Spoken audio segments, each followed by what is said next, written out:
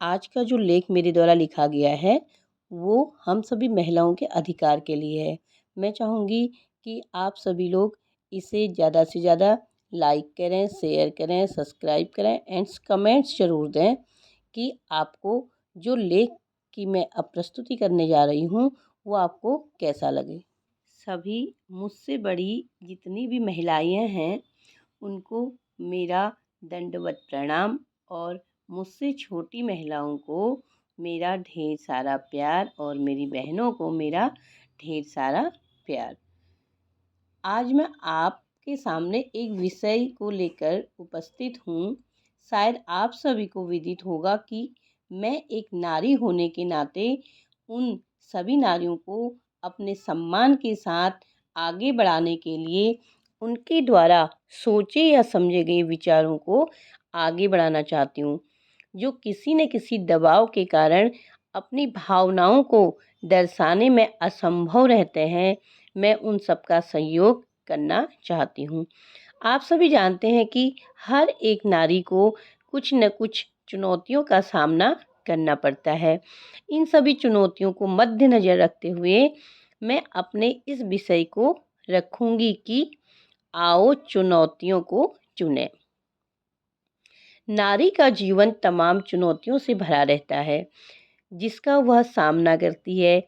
नारी अपनी आस्था व विश्वास को कभी तोड़ना नहीं चाहती है। इसी आस्था व विश्वास को जानते हुए मैं कुछ पंक्तियों को प्रस्तुत करना चाहती हूँ।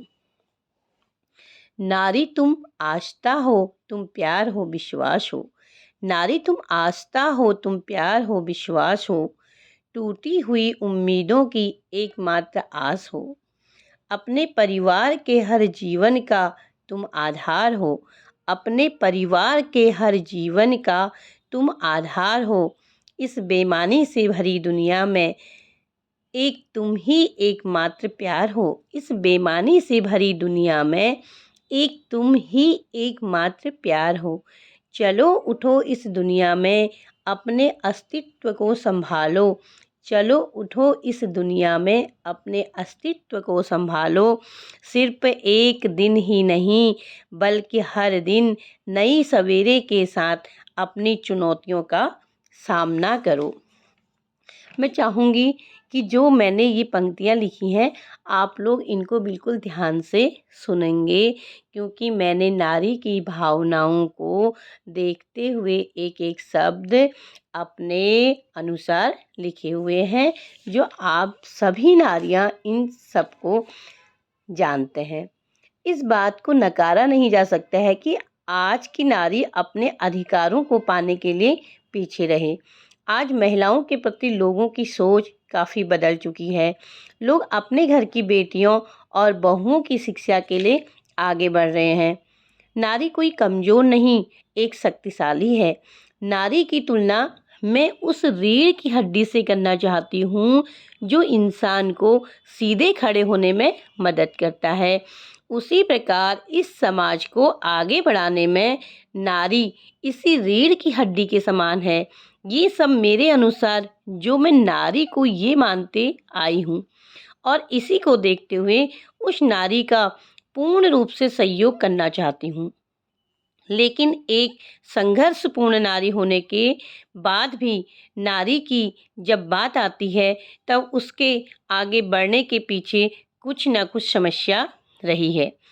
अतीत में हमें निपटने के लिए हमें नारी व उसकी समस्याओं की बात करनी पड़ेगी और इस देश के उन महान विभूतियों का सम्मान करना है जिन्होंने नारी शक्ति को सम्मान दिया और आगे बढ़ाया। लेकिन एक बात जो सबसे ज़रूरी है कि नारी को संगठित होना पड़ेगा। उसे खुद की पितृसत्ता को चुनौतियां देनी होंगी एवं हम सबको इसमें शामिल होना पड़ेगा। आज देश को आज़ाद हुए 70 वर्ष से अधिक हो गए हैं, लेकिन अभी हम बेटी बचाओ बेटी पढ़ाओ अभियान को संचालित कर रहे हैं। लेकिन यह अभियान एक संदेश की भी देता है तो दूसरी ओर इतिहास को भी बयां करता है। सभी महिलाओं को एक दूसरे की मदद करनी होगी, एकजुट होना पड़ेगा, क्योंकि नारी सृष्टि की जननी है। क्योंकि नारी सृष्टि की जननी है, उसका हर क्षेत्र में योगदान है, जिसके लिए यह देश उसका आभारी है। शिक्षा, स्वास्थ्य, संपत्ति में अधिकार, इन सबको हमें सामने लाना पड़ेगा एवं सभी महिलाओं तक यह संदेश लाना या पहुंचाना पड़ेगा। धन्यवाद। मुझे आशा है कि मेरे द्वारा लिखा गया यह लेख आप लोगों को काफ़ी अच्छा लगेगा। अगर आप लोगों को ये अच्छा लगता है तो मैं आपसे अनुरोध करूंगी कि मेरे द्वारा जो लेख लिखा गया है कृपया आप लोग भी इसको फॉलो करें।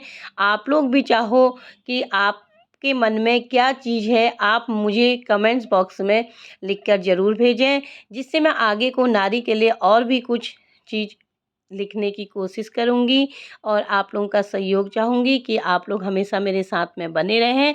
धन्यवाद।